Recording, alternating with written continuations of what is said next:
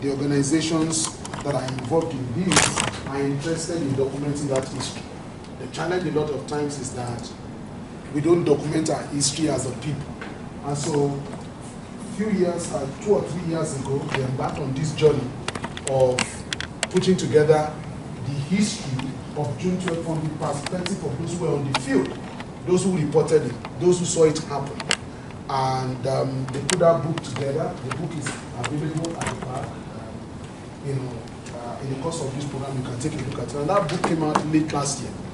And in furtherance to the commitment to ensure that that message continues to reverberate, this program has been put together. This is the maiden edition of International June 12 Nigerian Democracy Day. It's a loaded day.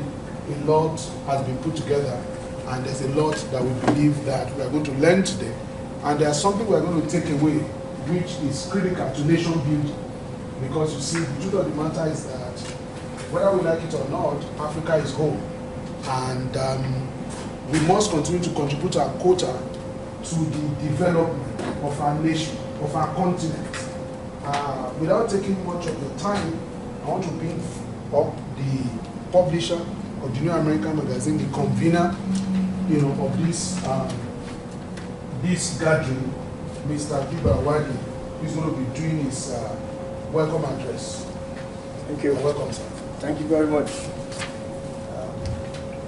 I thought we were going to put us together for you. I know we are starting late, but I just want to apologize that we are starting late.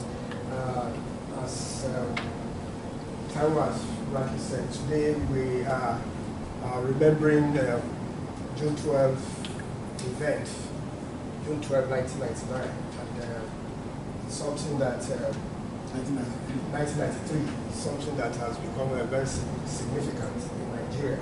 It's a pleasure to welcome you all to the inaugural International June 12 Nigeria Democracy Day.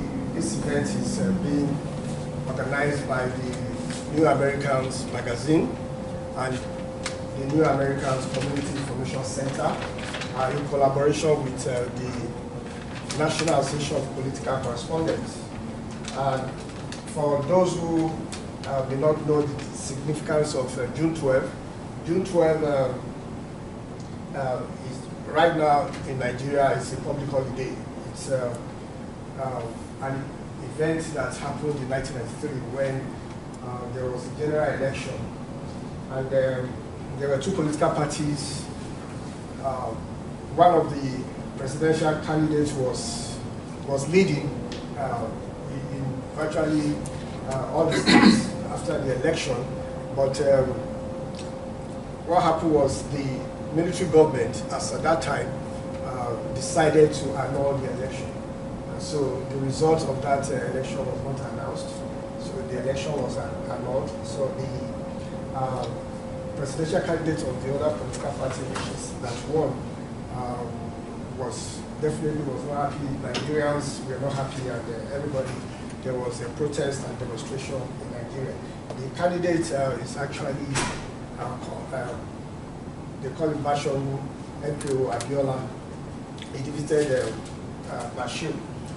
He was in the SDP, Social Democratic Party, and defeated the National Republican Convention's candidate, Bashir Tofa. And in 2018, June 6 to be precise, the immediate past president of Nigeria, President Muhammadu Buhari, declared June 6 as a national public holiday. In fact, it has been clamored before then by Nigerians that it should be the Nigeria Democracy Day. And so, June 12, 2018, President Muhammadu Buhari declared the public holiday. June 12, 2019 became a public holiday in Nigeria.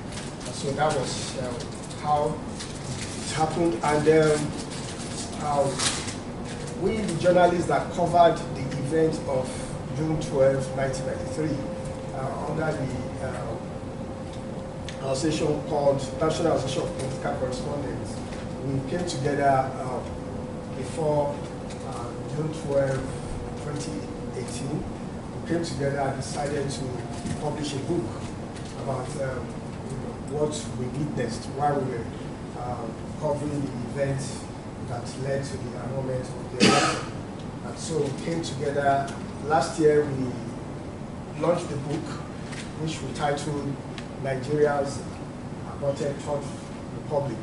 Because it was Third Republic, because we had First and Second Republic that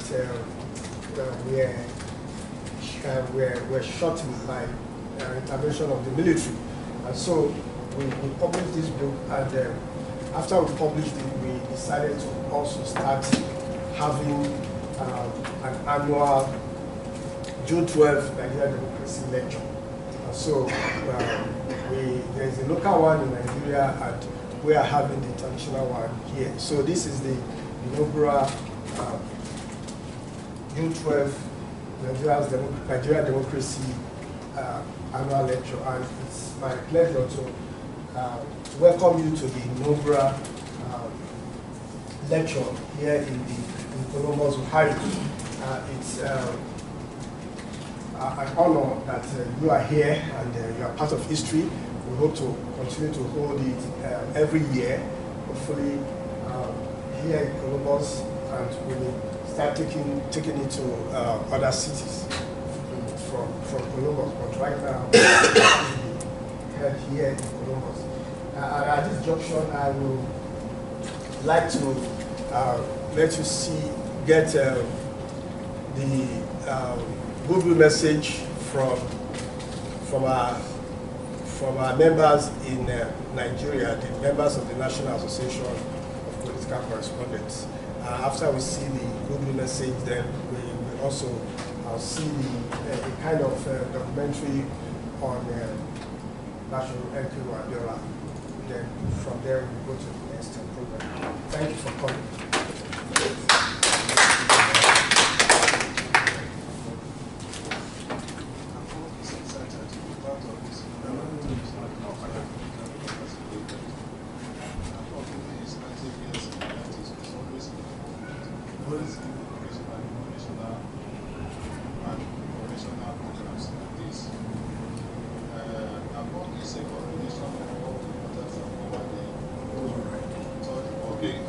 Republic from different media houses, and it's a collection of our experiences that is in the book form.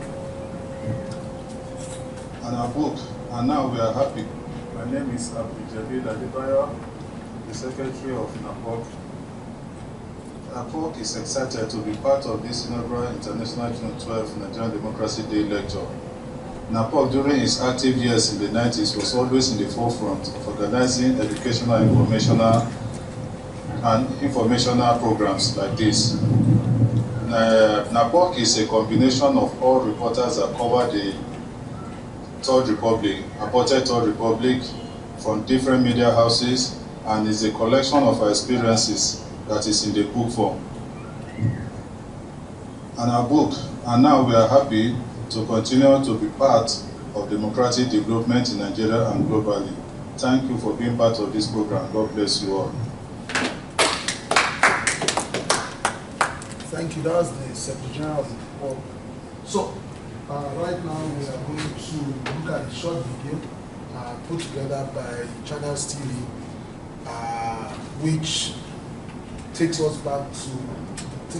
on a quick historical excursion as to what happened on June 12, why it happened, and the subsequent developments thereafter. So, please stay tuned as you watch for a period of 5 minutes, that short video. Thank you very much.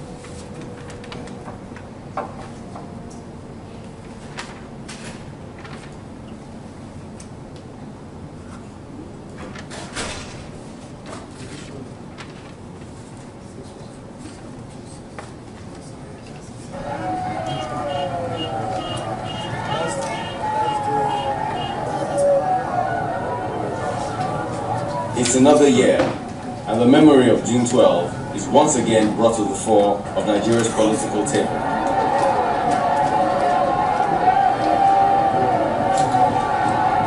The issues surrounding what was and still described as the nation's freest and fairest election 23 years ago are yet to be resolved.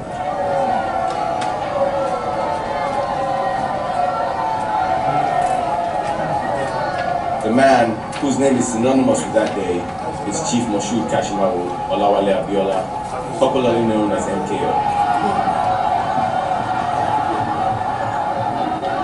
In 1993, under the Social Democratic Party, SDP, he contested against Bashir Tofa of the National Republican Convention, NRC, and won convincingly. It is true that the presidential election was generally seen to be free, fair, and peaceful. However, there was in fact a huge area of electoral practices virtually in all the states of the Federation. The election was annulled by the regime of General Ibrahim Babangida, a move that led to protests which threatened the fabric of the nation's existence. There was a condemnation of the electoral body led by Professor Humphrey Nwosu for allegedly allowing the election to be cancelled.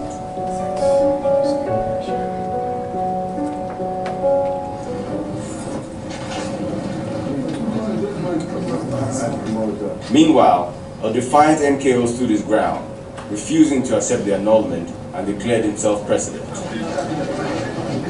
Assuming there was good faith on the part of government, all matters relating to the election should have gone to the tribunal set up by law for such cases and should only have been initiated by persons or bodies that have genuine interest in the election. Instead, we are being told that the judiciary behaves so badly that I, Moshood Kashimawo Olawale Abiola, should be penalized for his conduct. It is incredible. In view of all this, I find the conclusion unfortunate but inescapable that the federal military government is guilty of bad faith, pure and simple. No one has accused me of any offense against any non-electoral law or regulation. The people of this country went to polls on Saturday, June 12, 1993, and without let or hindrance chose me as their president. Didn't they?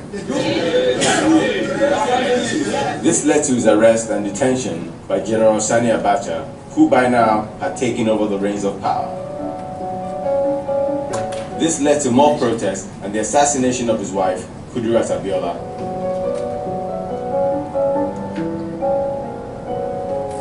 Channels Television followed the happenings all the way and relayed the pulse of the people.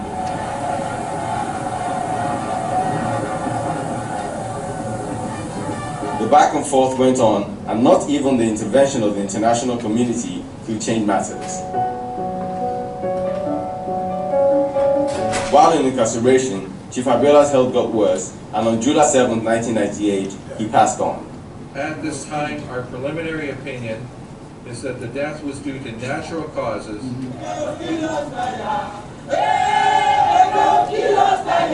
An incident that led to even more protests.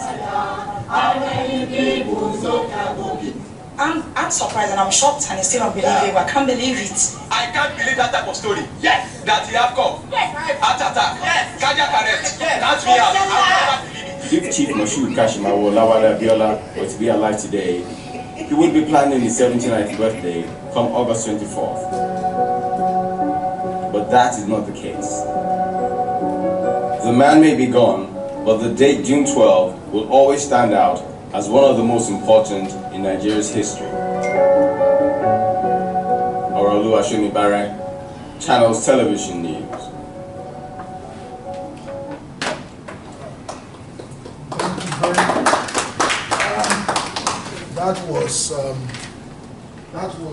That is surreal. I was only 23 years old when June 12 happened. And looking back, many years after, it still resonates. I watched this video when Mr. Deba shared it with me, and I was moved to tears. That man was blatantly robbed of his right, his legitimate right to provide leadership for Nigeria. But we have since moved on, and a lot has happened, as I said before. Right now, I want to invite our first speaker for today, who was also on ground. I mean, who was part of history, who was not only in the office. These were men in the trenches to see things happen for themselves. They risked their lives, they risked everything that they had to be out there and make sure that this history was being reported and recorded for the members of the public. Without taking much of your time, I want to bring up Mr. Daniel Alo. Thank you very much.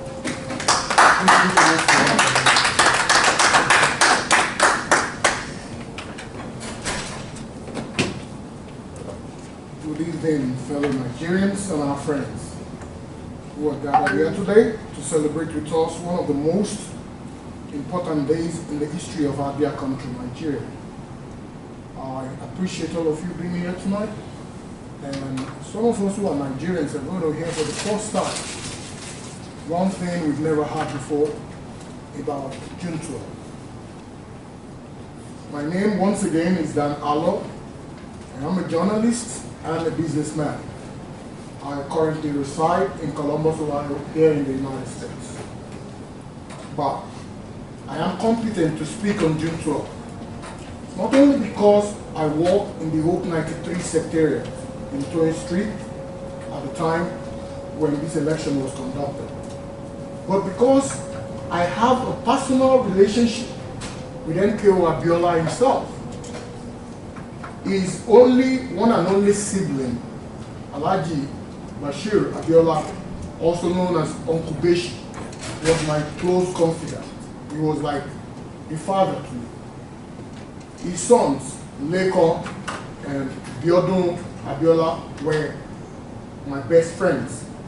And so I was with the family virtually all the time. And so I'm going to speak from an insider's perspective. Now, the topic for this discussion is June 12, Trail of Betrayals. In the course of my discussion with you, I have a prepared script. I don't feel I need it now. So we just throw it open as an open discussion. So getting here, I want to speak from my heart and what I felt happened. To start with, the military junta at the time was headed by a friend of Abiola. They were very close friends. Babangida and Abiola had a very cordial relationship. And in 1992, when Nigeria was clamoring for democracy and Babangida threw out a bait, Abiola never participated in it. But in 1993, Abiola was very, very specific with Babangida to ask if really, Babangida was going to relinquish power, because Abiola was very sure of Babangida's obsession for power. And Babangida's response to Abiola was in the affirmative that he was going to leave. In fact, he encouraged Abiola to contest in the presidential election, thereby giving him a clear indication that Abiola can rely on his promise to relinquish power. But at the end of the day, when Abiola won the election, the same friend who encouraged him to contest in that election annulled the election. That is a betrayal. Now, let's go into what happened aftermath of June 12. When the election was annulled, Nigerians came out in their droves to protest the annulment of the election. And then the military felt that to douse the tension, they were going to set up an interim government. An interim government was actually set up. And guess what? They chose Abiola's kinsman, a man who had been a beneficiary of Abiola, kind of. I mean, he rode on Abiola's patronage of UAC to become the managing director of one of Africa's largest conglomerates. They chose Ernest Shonekan. In fact, I was there and I recall very well that when the news filtered to Abiola, Abiola said, no, Ernest is not going to take up such a ridiculous appointment. He didn't believe it. But alas, Ernest Shonekan, his kinsman, his childhood friend, somebody who had benefited so much from him, took up that appointment and became the interim government leader. Guess what? Betrayals don't last. And then in 3 months, the Shonekan was kicked out and we were back to square one. Abacha took over. And that, till today, was the most vicious and brutal government we've ever witnessed in Nigeria. It gave rise to state-sponsored terrorism. People were being killed by the state, and you can't take it to court. The courts were gagged, everything was shut down, people were molested, arrested without trial, and ultimately killed. I can go on and on. Pariwani was killed. Suliat Adedeji was killed. Go on, we can go on. Oh, yeah, that was 1995, hanging by Abacha. Yeah, you're right. So, that junta was very unpopular with the people. But guess what? To legitimize his illegal government, he approached people who were at the forefront of the struggle to actualize June 12. First, he was the vice president of Abiola, whom on the same ticket, they won the hearts of Nigeria. Nigerians voted for them to become their leader. The vice president, Babagana Kingibe. Babagana Kingibe was offered the appointment of the foreign minister under Abacha. To everybody's surprise, he accepted and was going to be serving the government that won't let his government, his own government, who was voted by the generality of the people to be. He abandoned the struggle. Then Abacha looked up to the other side. All Abiola's allies were gathered. People who had had excellent political careers. LKJ, Lateef Kayode, who was, touted to be the architect of modern Lagos.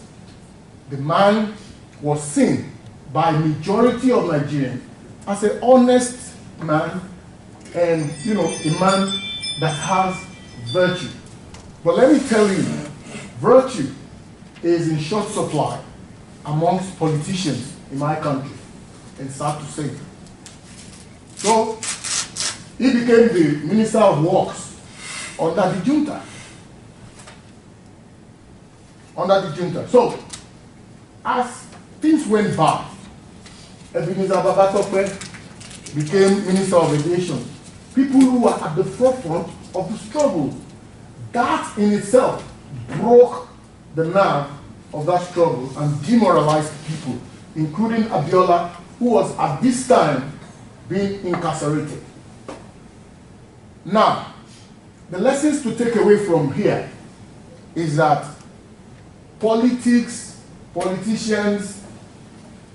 only live next to each other, but they don't live with each other.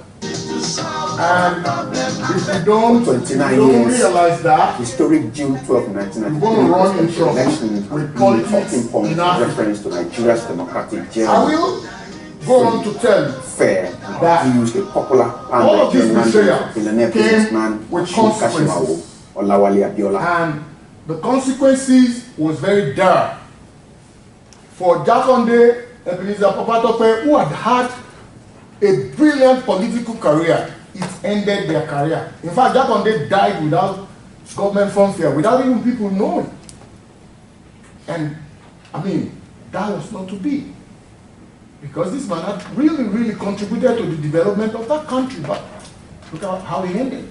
Babagana Kingibe is still running around to seek political relevance in Borno. Guess what? In 2007, he was offered the appointment to be the secretary to the federal government, and he was disgraced out of office. He was sacked. June 12 remains a defining moment in the history of Nigeria. June 12 was when people realized that the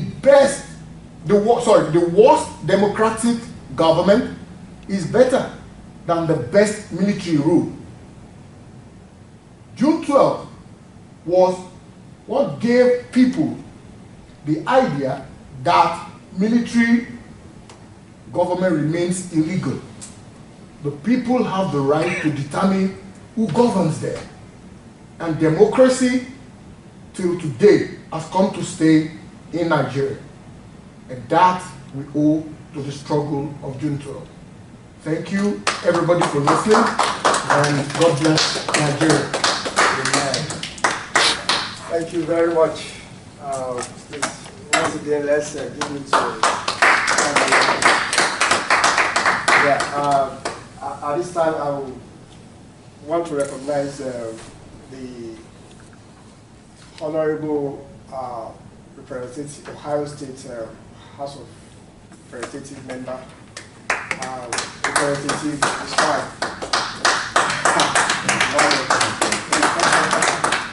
Is with us. He will be speaking immediately after the next speaker. The next speaker was, he has initially introduced himself. His title, he was a student. And somehow he's also, for those of you who know Chief Gadi Faweni, he grew up, he's a nephew of Chief Gadi Faweni. He grew up in Chief Gadi Faweni's house. Oh. And so he's going to tell his story in 5 minutes. In 5 seconds. Good evening, ladies and gentlemen. It's my pleasure to be with you this evening. Actually, I was only 23 years old when June 12 happened. That's 1993. I was in Lagos State University. I was 100 level. Well, ASU was on strike, I think, and when ASU was on strike, we were always in my uncle's chambers. My uncle has influenced me to get involved in student union struggle. So I was already involved in student union struggle at that level. That is the extent of representing the welfare of students. But I was just also finding my feet within the university system before ASU went on strike. ASU means Association of University lecturers in Nigeria. And so I was in my uncle's chambers, and so on the 23rd of June, Babangida did a national broadcast where he annulled June 12. He claimed to annul June 12. And after the annulment, my uncle was livid to say, what's the meaning of this?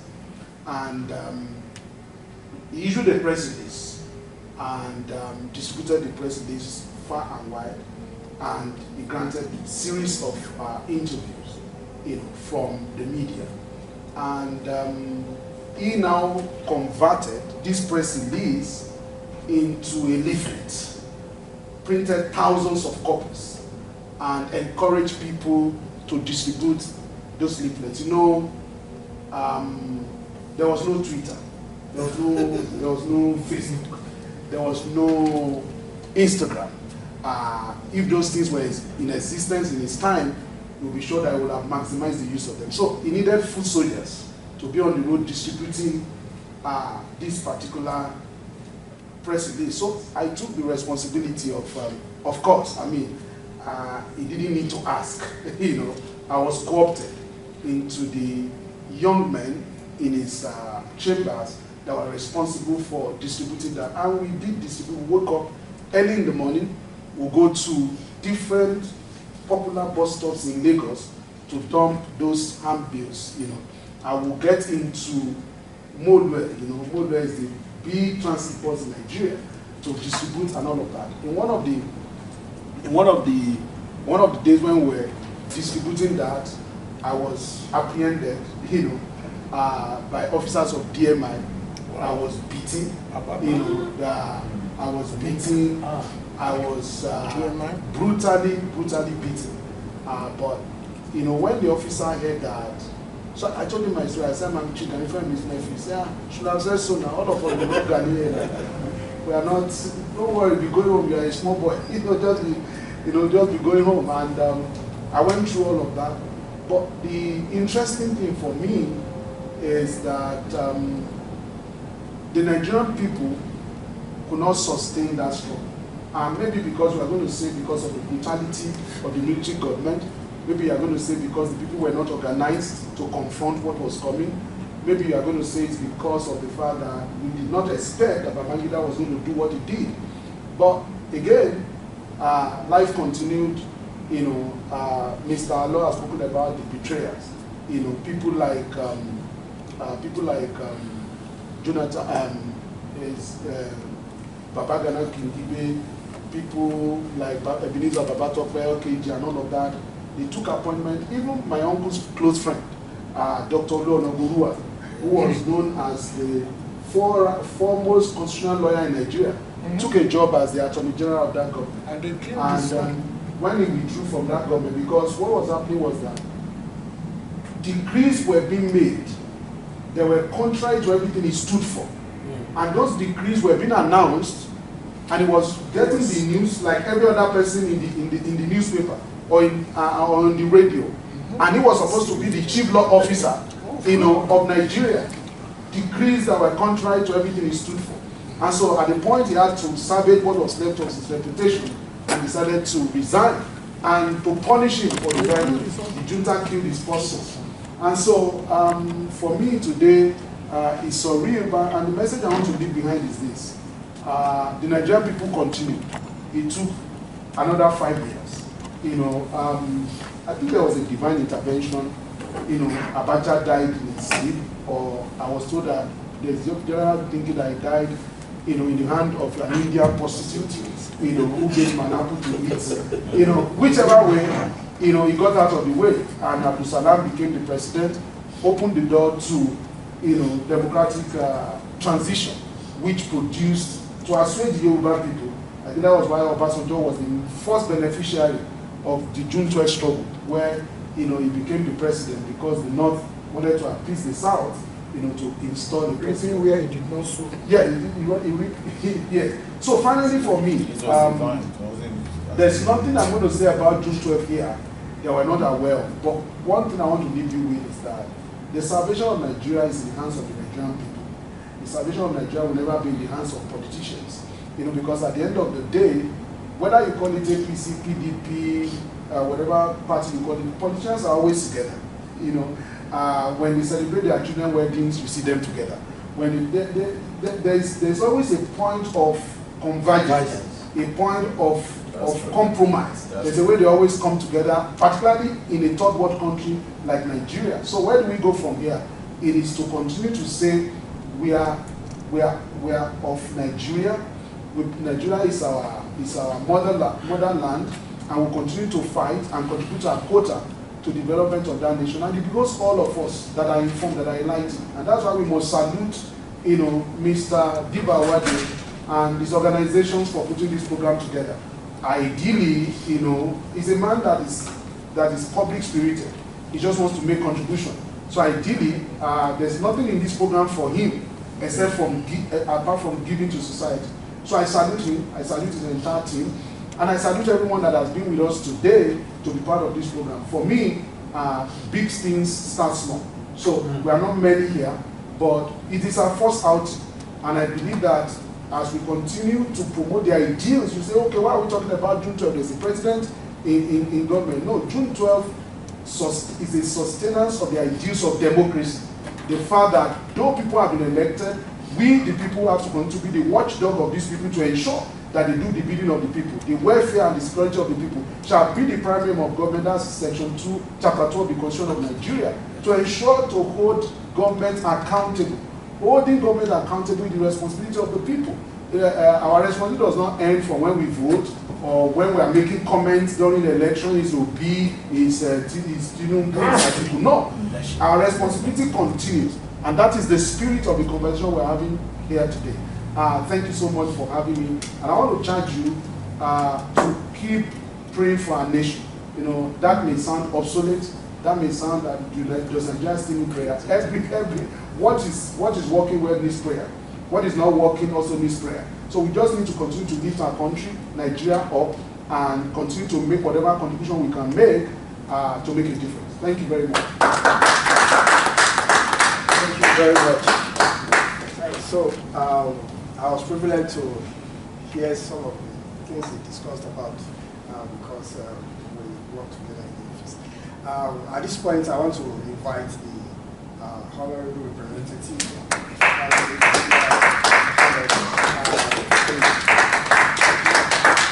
He's a very good friend, and he was excited to be part of this when I told him, even though it's a Nigeria affair, but he's representing us here. So whether you are Nigeria, whether you are Nigeria America, whether you are Somali America or Sudanese America, he's representing us. And one thing I want to say about him is that he's the first Somali American lawyer in Ohio State. When he became a lawyer about 5 years ago. Yeah, exactly. To report it and to make it a front cover of our magazine at that time. So once again, we are welcome. Thank you very much. And before I get started, I just want to say, yes, I was the first Somali American attorney, but guess who my mentor was? Many of you guys may know he's actually Nigerian American, Brother Emmanuel Olawale. I don't know if you guys... We all know. Long time lawyer, good mentor of mine. I met him when I was in law school, and he was helping me through the process. So someone that I really look up to and admire, and is a really good man. So thank you guys for having me. I want to definitely thank my brother Deva, the New American Magazine, for all the good work that he does every day for the last number of years that he's been working. We really appreciate him for his effort because yes, he's not really benefiting anything from this. He's been doing a lot for our community in terms of making sure that our people are aware of what's happening. He's done so many different resource guides, community guides, so he's just a phenomenal friend. So let's give him one round of applause. Thank you. So my name is Ismail Mohammed. I'm a state representative. I represent the 3rd District in Ohio, and that covers the northeast side of Columbus. So that starts from Morse Road, goes south to 17th Avenue. So we're not in the 3rd District right now, but if you go down on Carl, if you go past Morris, that's the 3rd District. It covers all the way to Linden, North Linden area, so that it's a large population. And I've been an elected official now for just about a few months now. I just got elected in the last general election in November. And so yes, I'm very proud to be the first Somali American elected, but also the first African elected in our state. And we do have a large African population, of course, a large Ghanaian and Nigerian population. So I definitely want to make sure that I am doing everything I can for our people, but also making sure that we're giving young people opportunities to consider public office. We right now have 3 young Africans that are in legislative positions, working with our elected officials. I'm trying to make sure to get more and more volunteers and interns to work at these different offices because they can essentially have more of an attitude, more so an understanding of what public service is about. So I hope they can get more into that. If I can get a little bit into sort of, I'm getting a little bit of background on Democracy Day, and Deva gave me a little bit of a background.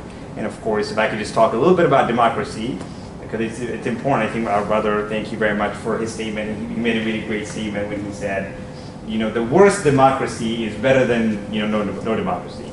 And I think too often that we focus on a lot more on how elections were rigged or what went wrong, but any sort of democracy, believe me, is better than not having any sort of democracy. But it's important to understand that. Nigeria is definitely one of, obviously, the country with the largest economy, but also with the largest population. We all obviously look up to like Nigerians, and especially when it comes to sports, Nigerians are absolutely at the very top of the field.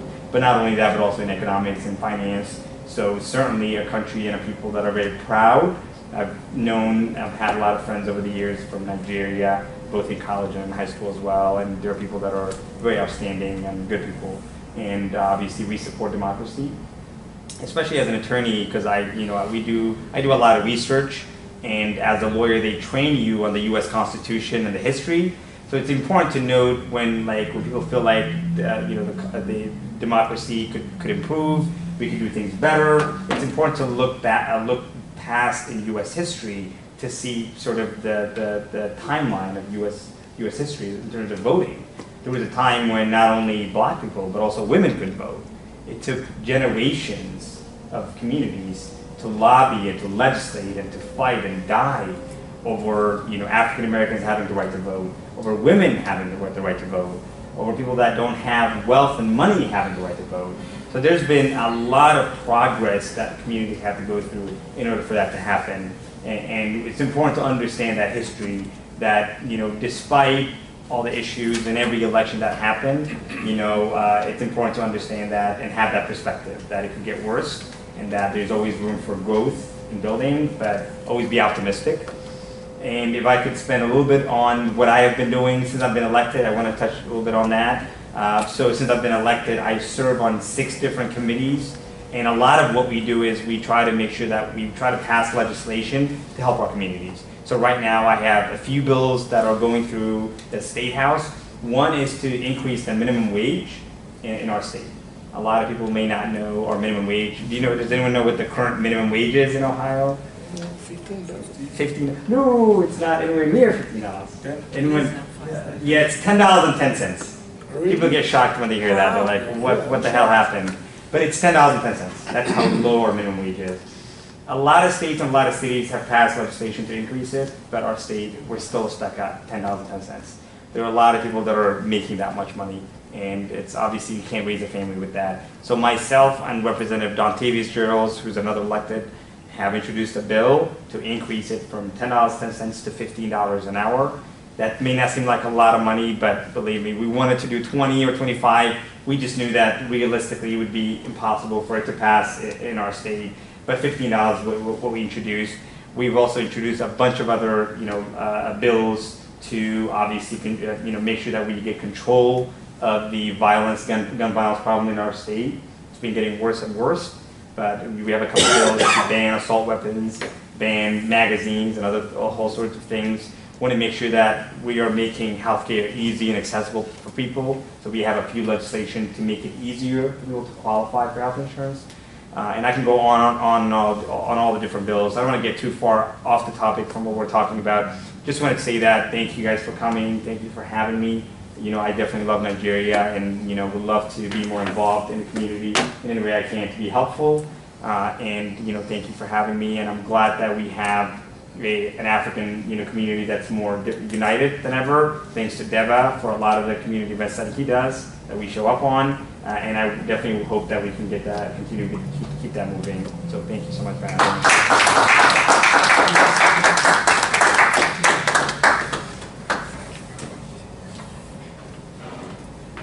Thank you very much. Please, can we give him a so he's going to be here. We take, when I was speaking, I said the program is an annual program, it's an intentional program, and also it's going to be a program that we, not just for Nigeria, but for new Americans, for third world countries, for Africa, where democracy will have to be discussed. And we all know what is going on right now in Sudan.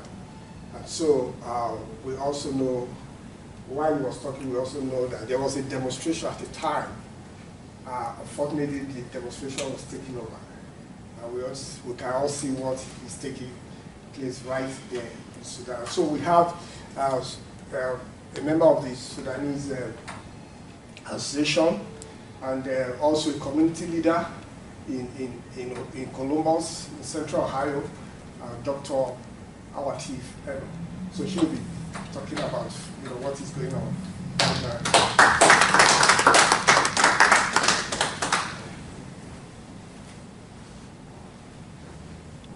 Hi, everybody. I'm really happy to celebrate with you the Democracy Day. And we are all in the same boat as African, as a minority group. Deba is a colleague and a friend, and we work together.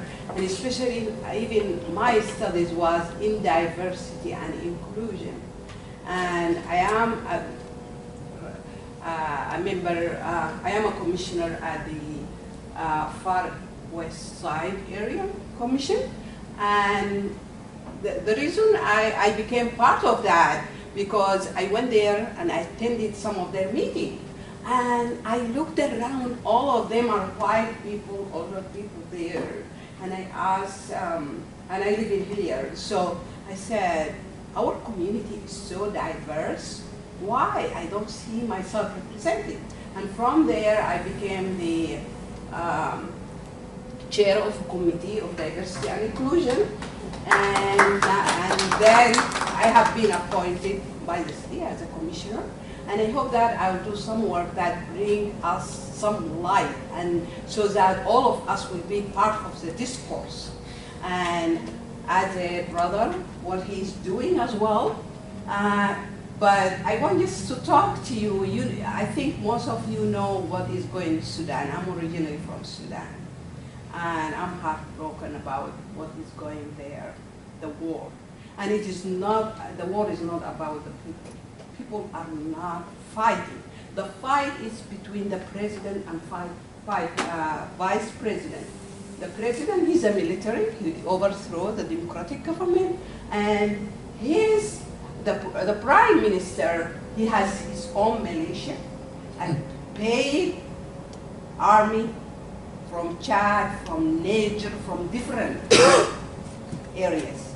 And they are competing for power. And then the fight started. And people there, they suffered a lot.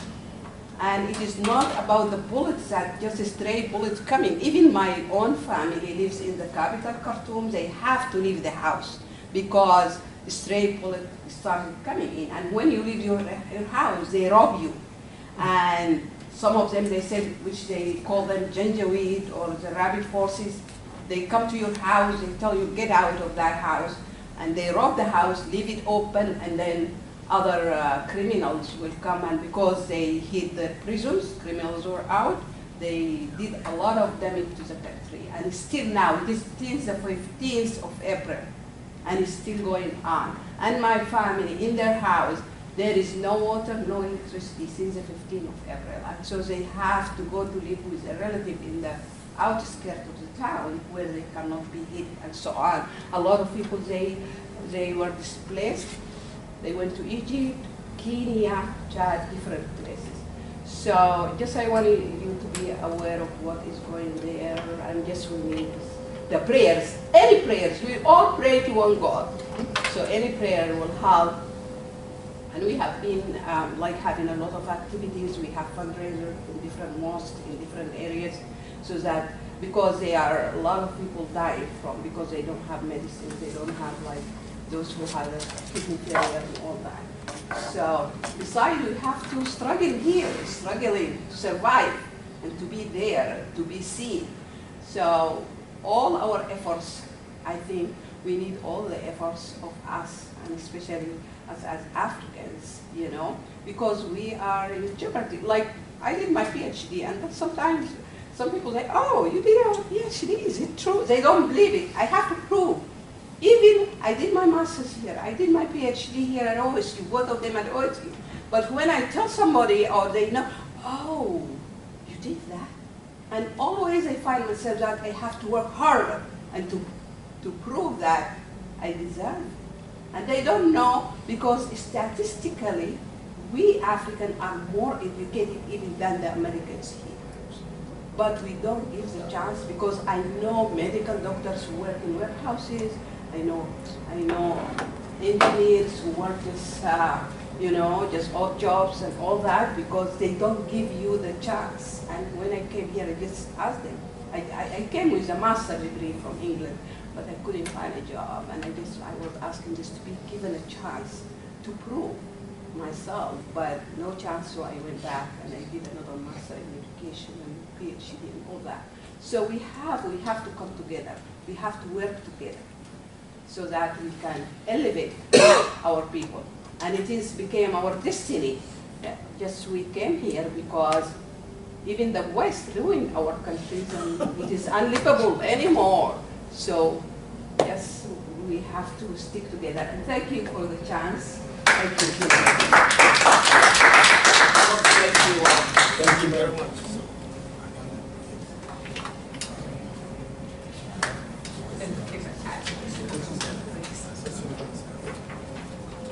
Thank you very much, ladies and gentlemen.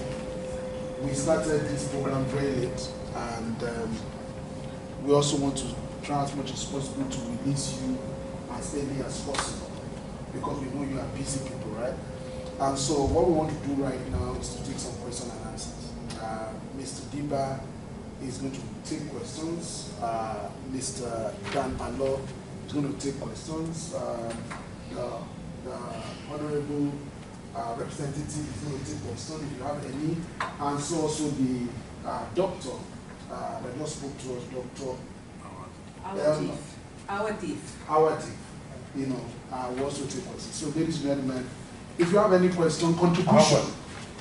Okay, question, contribution. Okay. Introduce yourself, who you are, what you do, and what your contribution is. Thank you very much. I'll try to be fast. So my name is Anas. I'm a journalist and founder of Apex One Radio.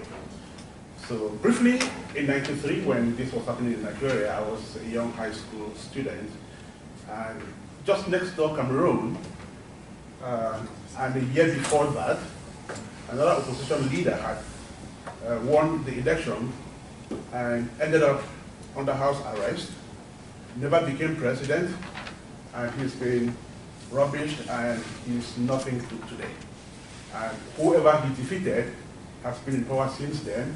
He just made his 40th year in power a couple of months ago. So that could be worse than what is happening in Nigeria. But now, my question would be this. I'm not a Nigerian, but we've heard things about Nigeria as well, and I've also been in this domain of reporting and seen a couple of things happen.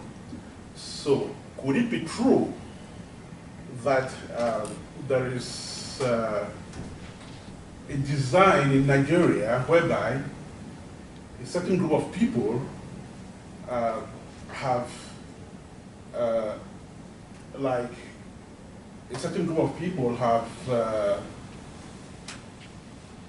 arranged to be in power? Like, after me is going to be you, after you is going to be this person. Is this something that is, is it true? Is it true? That's the first question. Okay. Can I respond? I wanted to clarify. When you mean certain group of people, are you talking about class or tribe? I really do not know. No.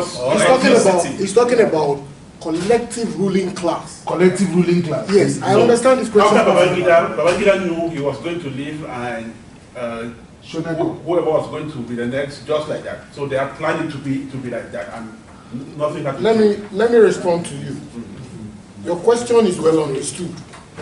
See, all over the world, including developed countries, politics is played with association. And that's why you have parties. You have interest in politics. I don't want to go into the American politics because of the current complications. I don't want to be mentioning who does what.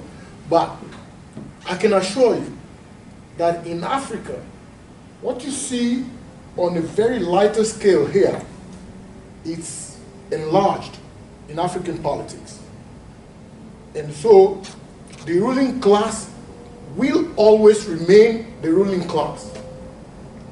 And the bottom line is, as long as the followership in Africa remains where it is, it will always be like that. We need to improve the quality of followership in Africa to really, really break the ruling class ranks and have our original people, the ones we actually wanted, to be there. If that is not done, what we have will always be that if I'm leaving, I know who is succeeding me. And that, to me, is not democracy. But I can tell you, it does exist. Very quick, second question. Thank you. So we can give other people. Just the last question. So the last question. Just the last question. You mentioned that the most democratically elected government or leadership is far better than a military. The best military, yes. Best military leadership. I said that. We saw Obasanjo, who was once in uniforms, full of uniforms, and became a civilian, ran for election. Buhari, same thing. So that's a disguise. So how did this happen? Is there no way they can check this? So once you've worn a uniform, you just cannot pull up that uniform and become a leader in the name of a civilian leader. Sir, I'm going to allow you 1 minute. Okay, 60 seconds. Yeah, 60 seconds. Let me just. Your question now just basically answered your first question. I am telling you, there has to be informed followership to produce the kind of leadership you want. To put off agbada, to put off the uniform of a military and then wear a civilian dress was made possible by an uninformed followership. At the time Obasanjo came into power in 1999, he was adjudged to have been voted for, not by people from on the outside, but by Nigerians. Yes. Through an electoral process that was not properly challenged. Thank you very much, sir. Thank you so much. I'm going to take it. But let me be clear. I don't think anybody should be disenfranchised because he's once a military leader. You know, all military leaders, you know, are not. Somebody who was a military man yesterday does not mean he cannot contest a fair election and become leaders. Most nations, even when you come to America, you may not have had a military leader, but some of their leaders had served with the military one way or the other, and they were voted for. And before they came to, serve as civilians, I think the military provides you a level of training, a level of leadership, and all of that. It's just that all of those things have been bastardized in Africa, and so I'll take it. Thank you so much. My name is Olatunji. Okay. I would like to first and foremost commend the publisher, the convener of this event, because what we have gathered to do here is to do a post-mortem of history. And like he said that all knowledge is historical. As much as it's historical also, as much as all knowledge is historical, I would like to point something out that Emperor Marcus Aurelius said. He said, in history, there are no truths, just accounts. There are no facts, just opinions. What we have come to do here, we have come from different perspectives. And a contribution I would like to make is talking about betrayers of June 12. I would have loved to hear something with regards to the conspiracy of the West concerning June 12. Because after Abacha got in, Abacha was sending money to the West. and they didn't do. He was keeping money in the West. So basically, like taking a cue from what Doctor said, the West had a bit of some blames to take for where African democracy is presently, because they were basically interested in the economic end of it. So I would have wanted to hear from that perspective, because the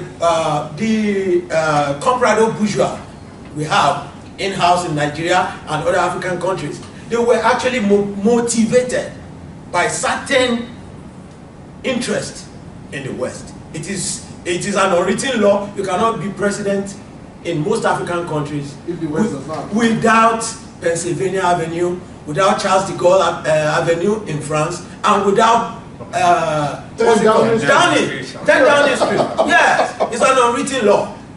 Do you get? So I would have wanted to, just an observation in that regard. And also I'd like to point out something. Have you left the struggle too, sir? Because we were one of those burning the tires. I was a Unilag student back then.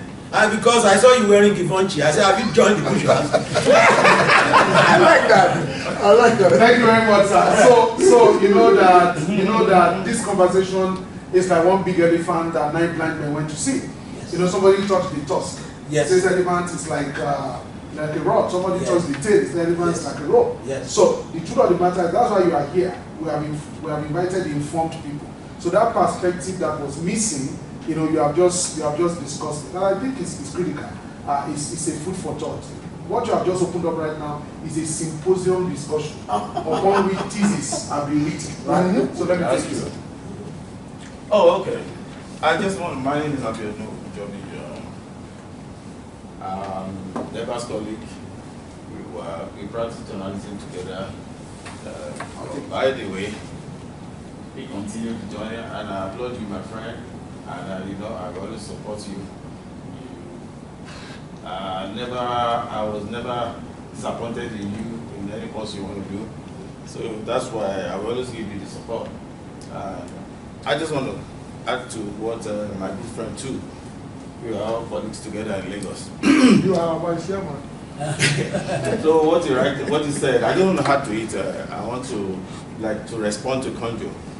Like he rightly said, we all have our different perspectives. When you talk about is it a culture of people handing over to each other or whatever when it comes to government? So from my own little knowledge about Nigeria and what happened in the past to the present day, the British actually fortified the northern part of Nigeria, because the West, where I come from, the South, we were more educated, so we are far away, way far ahead of the North.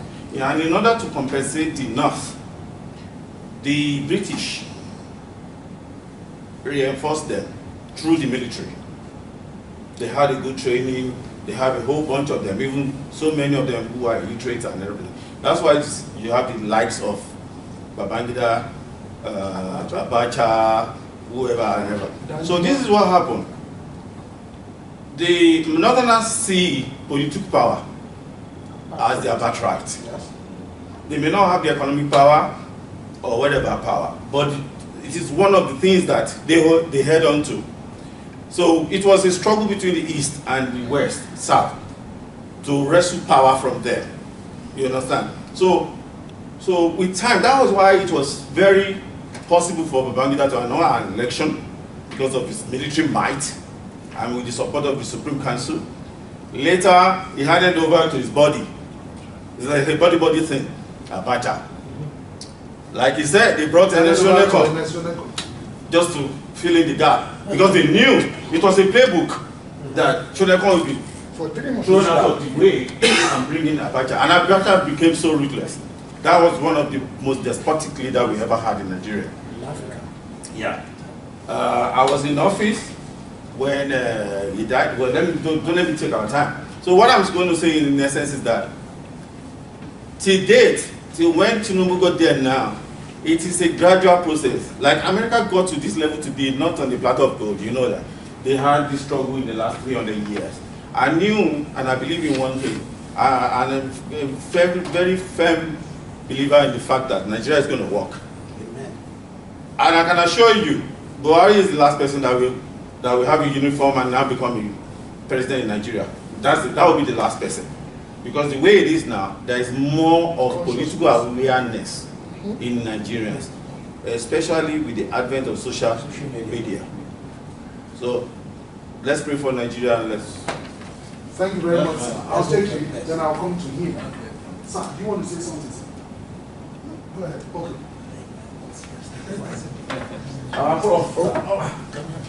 The part of my point I wanted to make was already made by him, that to go back to our Cameroonian friend, the military people were not just in government.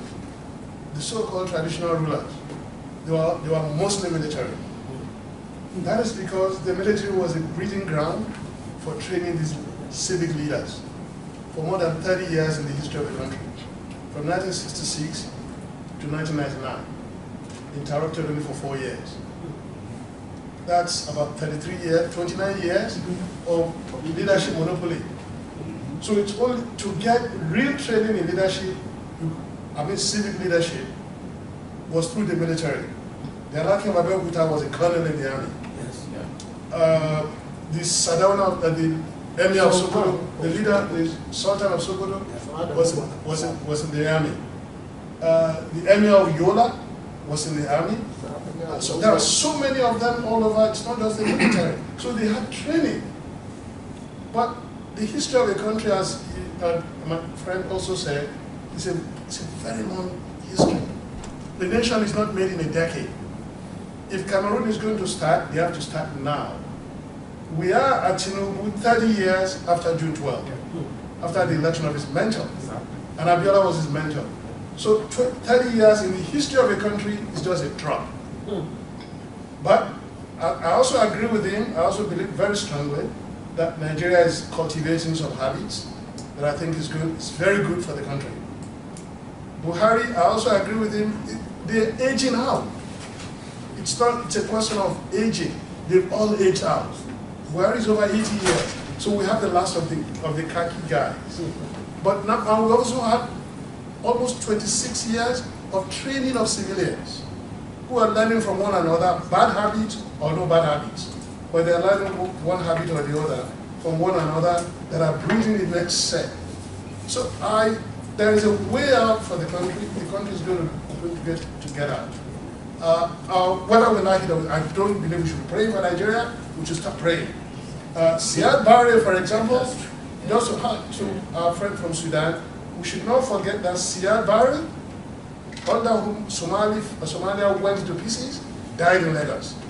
He was the host of Abacha. He was the host of Buhari. Buhari actually was in Jos for a long time. Then he died in Lagos. So these things are connected. I just think we should acknowledge that. And I'm sad to learn of what's going on as in Nigeria. I'm very, very sad to hear of what's happening in Sudan, especially that Nigeria isn't broken to pieces. When we saw Sudan broke to pieces, and within a few months, they started breaking the further pieces. So I'm really sympathetic to the situation in Sudan. Thanks. Thank you very much. And I think that's a blessing for those who have advocated in Nigeria that people should go their separate ways. Once we begin the break, it won't stop. Sudan is the most recent history. Yes. History has also shown us, time immemorial, that this type of breakup leads to further breaking until the country is completely fragmented into irrecognizable pieces. So let me take you, sir. Hello, everyone. I admit I'm not as informed or learned as most of you guys here, but my question is twofold, and I really want some clarity there. First premise is, in my opinion, governments exist, and I hope you guys agree, but governments exist to do for individuals collectively what we can't do for ourselves individually, right? So that's the first basic premise. And on that premise, I want to double click on what my uncle said about how the worst democracy any day is better than a dictatorship. Because the fact of the matter is, in Nigeria today, we our people are suffering worse than we ever have, ever in Nigerian history, in any dictatorship I can think of. I don't remember in Sani Abacha's time, people jackpying and dying in the droves. Okay. But not, I don't remember not in this magnitude. We talk about police brutality, but we had NSARS, right? So I'm not really sure if it was, fine, there was police brutality back then, but there's something about the lack of accountability in government today. The fact that so many people are suffering in that country, and there's no one that wants to take responsibility. So I'm having a hard time, and if you could just clarify for me what you see as better today, other than this notion of democracy, but what is it that you can point to and you can say that our people are better off today than we were back then? That's my first part. The second part is I do wonder if we do ourselves a disservice by insisting that Nigeria is indeed a democracy. When you look at the democratic, now if you just want to call the outcomes and you say, okay, someone got elected, so therefore we're a democracy, I won't argue that point, but if you define democracy as a set of processes that end up in that outcome where there's a winner and a loser, when you look at congresses in Nigeria where you elect, ward executives and state executives and national executives, and you realize that there's no democratic process there. Oftentimes it's the political godfather that imposes, whoever they want. When you look at primaries and the processes of primaries where there isn't actually a vote, it's millions of dollars that are spent in the back rooms, and then governors particularly, they get their own delegates together and they replace their delegates up until the last minute, right? So that there isn't actually an outcome, right, when it comes to primaries. And then when you look at the general elections, you mean no process? But there's an outcome. I'm sorry, there's no process. The outcome is predefined based on machinations that have nothing to do with the will of the people. When you look at general elections where we kill each other, right, literally, I've seen it, right, in the name of one party or the other. And it's not about APC or PDP like you said, because everyone is guilty of it. So my question is, when you look at the actual machinations and processes that end up in the outcomes that we end up in, is it really fair, or can you say in good conscience that Nigeria is indeed a democracy? Thank you. Yes. Okay. No, he said so many things. Let's respond. Let give others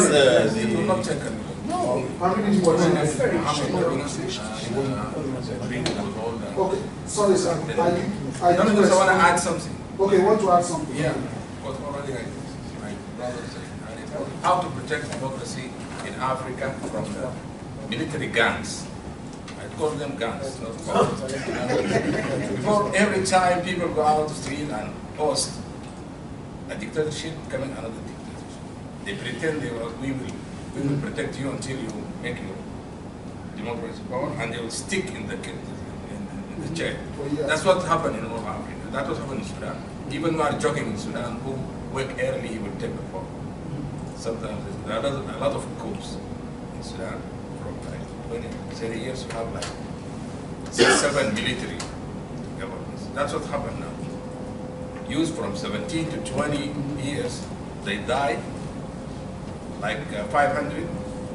After that, this guy is now fighting. They came, we can protect you until you make your democracy, and now they stick by corruption, stick for corruption, stick for themselves.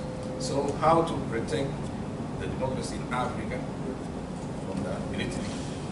That's Thank you very much, sir. So we are pressed for time. It's already 7 o'clock. I want to wrap up this in another 2-3 minutes. I'm going to listen to. So your question, sir. Sorry, your question. Oh yeah. Is not only a question. Is the question you asked the question, and the question answered itself. Because we presented certain indices and premises upon which you conclude that maybe we should be thinking more about the processes and the outcome. And you try to give examples of processes that are flawed with a lot of irregularities in accordance with the laws that set them up. I mean, we are not trying to invent anything. So, but again, some people are going to argue that when there's no perfect system, systems do evolve. There will be irregularities here and there before we get it right. All of those, most of the things when it comes to politics, points of view, there are always symposium discussions. And I believe that there's going to be another platform, another opportunity for us to embark on intellectual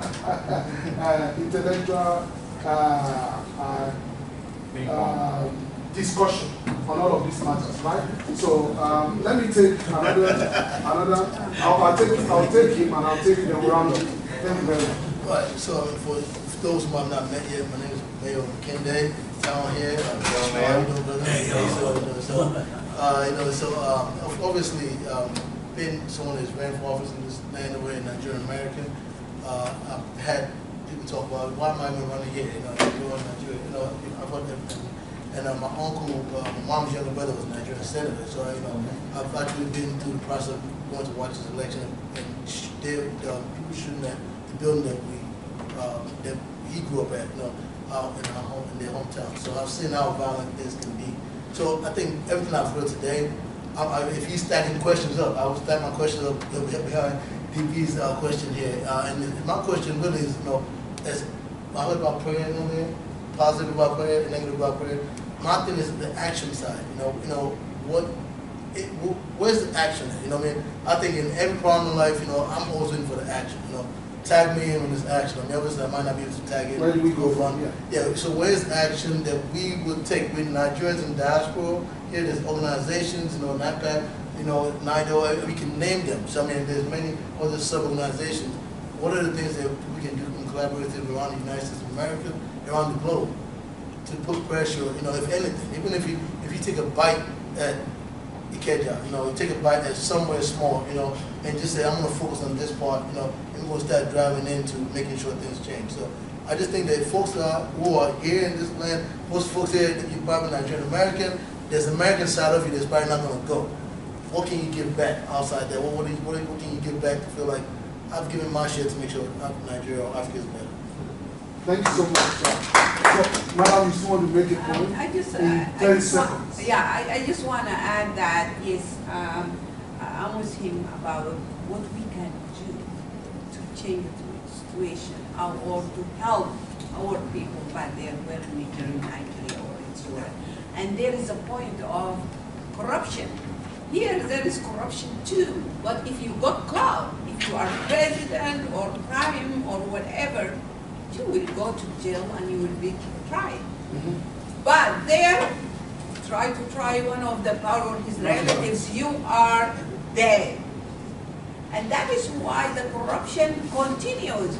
And I remember one of, before the Sudan was split in two, one of from the south, he's a representative, he was a minister of something, he's running for the second term. And he, without shame, said, hey, this term, I built myself, I have a nice house, I have everything. If you elected me, I will serve you next time. But if you elected a new person, he will try to build himself and take the money. So I'm better than him. So even like corruption is all over and you can do nothing with it. So we have to have another discussion. How we can help our people here and back there, and especially the youth who can take over. Real quick. So I'll take you 10 seconds.